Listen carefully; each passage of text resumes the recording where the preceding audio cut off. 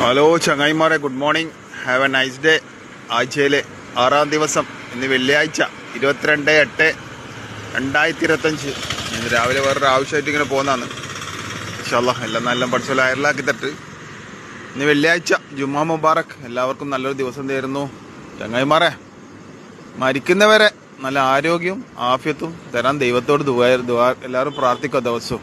കാരണം എന്ന് പറഞ്ഞാൽ പ്രായമായി കഴിഞ്ഞാൽ സ്വന്തം പ്രാഥമിക കർത്തവ്യങ്ങളും പിന്നെ വേറെ ആരും സഹായം ഇല്ലാണ്ട് ജീവിക്കാൻ കഴിയുന്നത് വലിയൊരു ഹയറാന്ന് പഠിച്ചവൻ്റെ വക്കിൽ. അപ്പം ദൈവത്തോട് എല്ലാവരും പ്രാർത്ഥിക്കുക വേണ്ടോ. മരിക്കുന്ന തലേന്ന് വരെ നല്ല ആരോഗ്യത്തോടും സ്വന്തം കാര്യങ്ങൾ ബാത്റൂം പോക്കും മറ്റുള്ള കാര്യങ്ങളിലും നല്ല രീതിയിൽ നടത്താൻ വേണ്ടിയിട്ട് ദൈവത്തോട് എപ്പം പ്രാർത്ഥിക്കുക.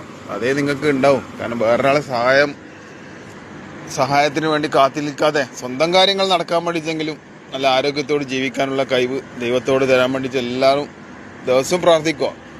കാരണം 2 ദിവസമായിട്ട് ഫുള്ള് ഹോസ്പിറ്റൽ കളി കഴിഞ്ഞു. അപ്പം എന്ന് പറഞ്ഞാൽ അവിടെയുള്ള ഒരു സ്ത്രീയുടെ അനുഭവം കൺമുമ്പിൽ കണ്ടപ്പം ഉറക്കത്തിൽ നെട്ടിയപാട് മോളെ എന്ന് വിളിച്ചിട്ടൊന്ന് കരയുന്നു പ്രായമുള്ള പെണ്ണുങ്ങൾ.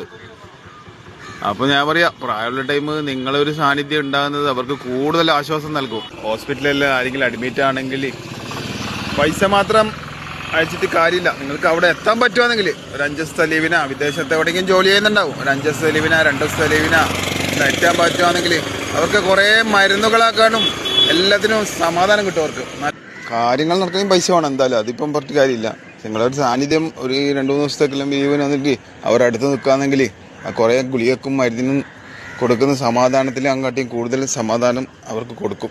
ഇൻഷാ അല്ലാഹ് എല്ലാ രോഗത്തെ തൊട്ടും ദൈവം എല്ലാവരെയും കാത്തുരക്ഷിക്കട്ടെ എന്ന വിശ്വാസത്തിൽ ക്യാമറാമാൻ ഷെയ്ർ മുസ്തഫക്കൊപ്പം കണ്ണൂർ സുൽത്താൻ.